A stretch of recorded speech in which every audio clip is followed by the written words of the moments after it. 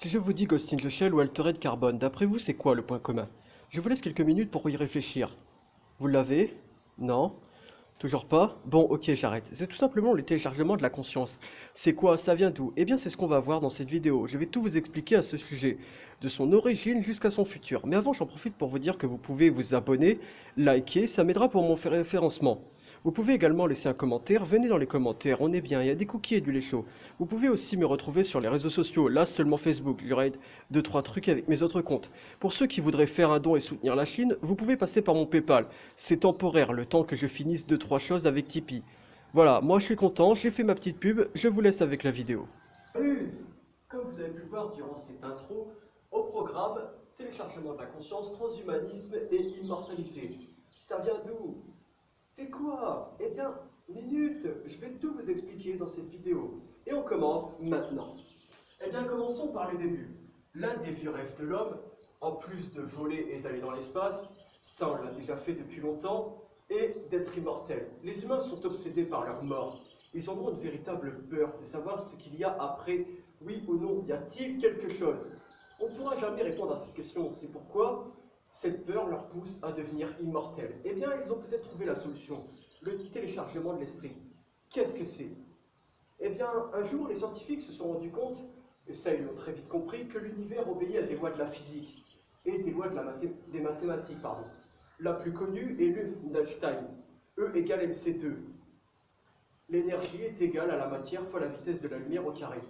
C'est en gros la formule qui met en relation la matière et l'énergie, comme quoi elles sont égales. Et c'est aussi ce qui a servi à la création de la bombe atomique. L'arme nucléaire est originaire d'Einstein. Mais revenons au sujet.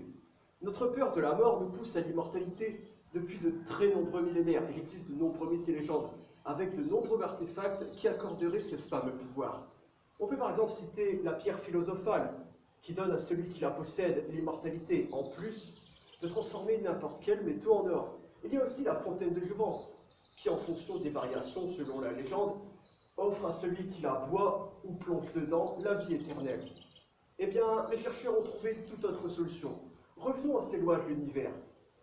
Ils se sont dit, puisque le cerveau fait partie de cet univers, il obéit forcément à ses lois et à ses mathématiques. Et ils se sont dit, eh mais les ordinateurs fonctionnent grâce aux mathématiques. Et c'est là qu'ils ont fait le lien. Ils se sont donc efforcés à créer des formules mathématiques pour le cerveau, en vue de, un jour, simuler l'intégralité de nos connexions neuronales pour les mettre dans une autre enveloppe. Une enveloppe robotique, en l'occurrence. Vous n'y croyez pas? Eh bien, laissez-moi vous raconter une histoire. Si vous aimez Black Mirror, alors vous allez adorer l'histoire que je m'apprête à vous raconter. Dans les années 80, une équipe de chercheurs russes a tenté de télécharger la conscience d'une personne. Ils se sont efforcés à transformer ces fameuses mathématiques du cerveau en de véritables formules qui puissent être appliquées à un ordinateur. Et ils ont apparemment réussi. Ils ont ensuite tenté de passer au test final, réellement télécharger la personnalité d'une personne. Parmi eux se trouvait Olga, une chercheuse. Et Olga s'est portée volontaire pour être cobaye. Pourquoi aurait-elle fait ça? Eh bien tout simplement parce qu'elle était atteinte d'un cancer. Elle savait qu'elle allait avoir plus longtemps à vivre. Donc elle s'est potentiellement dit, dans tous les cas je suis sauvée, je vivrai ma petite vie tranquille, et dans le pire des cas, de toute façon je suis condamné. Alors, il se passa des semaines, il lui fit passer des tas de tests. Jusqu'arriva le fameux jour. Olga était prête. Les chercheurs appuyèrent pour télécharger sur le bouton. Et si vous avez regardé Black Mirror, vous vous dites qu'il va avoir forcément une couille, que jusque-là ça se passe beaucoup trop bien. Eh bien, elle est juste là. Quand les chercheurs ont appuyé sur le bouton pour télécharger Olga, elle s'est retrouvée dans le micro-ondes. Je vous laisse quelques minutes pour comprendre, et vous n'avez pas forcément compris où vous êtes. Eh bien, vous allez le faire également. Parce que les chercheurs se sont trompés dans les branchements. Au lieu, ils ont inversé les branchements de l'ordinateur et du micro-ondes. Ils ont téléchargé l'esprit d'Olga, non pas dans l'ordinateur, mais dans le micro-ondes. C'est ce que je viens de dire avant, pour ceux qui ont suivi. Voilà, vous comprenez mon geste maintenant? Ah, les gros cons. Alors ça, les gros cons. Mais ils ont quand même réussi. Olga a vécu des semaines dans ce micro-ondes. Enfin, vécu. C'est un bien grand mot vu son état. Elle pouvait simplement allumer la lumière du micro-ondes et le minuteur et écrire quelques trucs. Mais elle finit par les supplier de l'achever, ne pouvant pas à vivre. Les chercheurs ont finalement accepté, l'ont débranché et Olga disparut. On ne sait pas ce qu'elle est devenue. Bon, peut-être que sa conscience s'est évaporée dans l'air et qu'elle est maintenant... Attendez, elle est maintenant, il faut que je trouve un lieu. À Las Vegas, peut-être qu'elle est en train de jouer au casino. Elle joue peut-être en ce moment à la roulette. Non, c'est vraiment pas drôle. Après, je ne sais pas si cette histoire est vraie. À vous de vous faire votre propre opinion. Personnellement, ça me paraît gros. Mais ça pourrait arriver. Et on va voir. Un Russe, encore un Russe, définitivement, ils sont en avance sur le sujet et ils ont vraiment envie de le faire. Dmitri Itkov, je le mettrai en bas pour que vous puissiez lire parce que je l'ai peut-être mal prononcé, a créé le projet Avatar ou Initiative 2045. C'est un groupe de chercheurs à l'échelle mondiale réunissant les plus grands scientifiques en intelligence artificielle, neurosciences, mathématiques, dans le but, d'ici les années 2045, d'où le nom du projet 2045, de pouvoir réellement émuler la personnalité d'un cerveau dans un ordinateur ou un robot. C'est la même chose, l'envoyer dans une machine, vous aurez compris le principe. Son projet se passe en 4 phases. La première est tout simplement de créer un robot humain totalement fonctionnel. Un vrai Terminator, bien loin de ce qu'on a actuellement avec ceux de Boston Robotics qui ne tiennent à peine debout, ou les espèces de chiens plus effrayants que mignons. Personnellement, j'ai pas envie de l'adopter. Même si c'est pas vraiment le but, je sais pas à quoi ça sert, peut-être que vous pourriez me le dire dans les commentaires. Ça, c'est la première étape, ça semble la plus simple. Et ils devraient penser y arriver jusque 2020. Donc, apparemment, ils ont déjà réussi à le faire. Mais on n'en a pas encore entendu parler. D'ailleurs, ils ont même créé un robot de lui. Bon, il y a juste le O pour l'instant, peut-être qu'ils ajouteront là plus tard, parce que sinon ce ne sera pas pratique.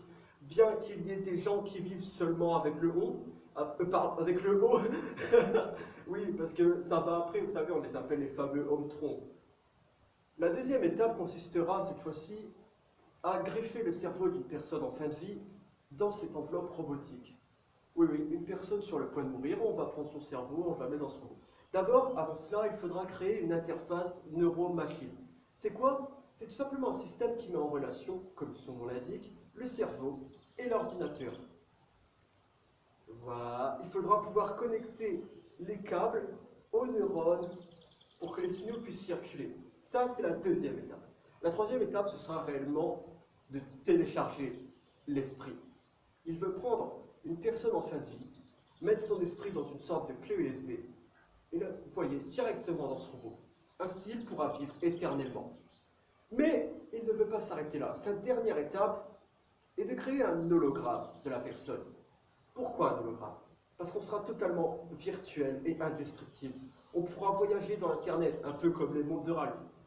Bien que là, il n'y aura pas Disneyland. Enfin, vu à la vitesse où va Disney à tout racheter et à s'installer partout, je pense qu'il y a beaucoup de régions, hein. Mais personnellement, j'ai envie de croire à son projet, même si ça me paraît un peu fou. D'ailleurs, le Dalai Lama y croit.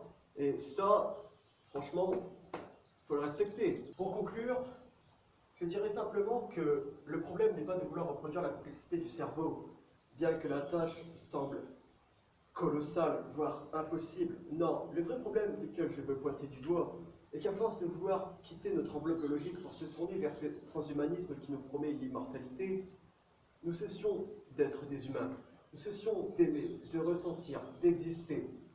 Et réfléchissez à cette phrase qu'un grand philosophe t'a dit un jour. Le triste paradoxe de l'immortalité, c'est que la vie éternelle nous tue un peu plus chaque jour. Je vous laisse méditer sur ces quelques mots et je vous dis à la prochaine. Bye.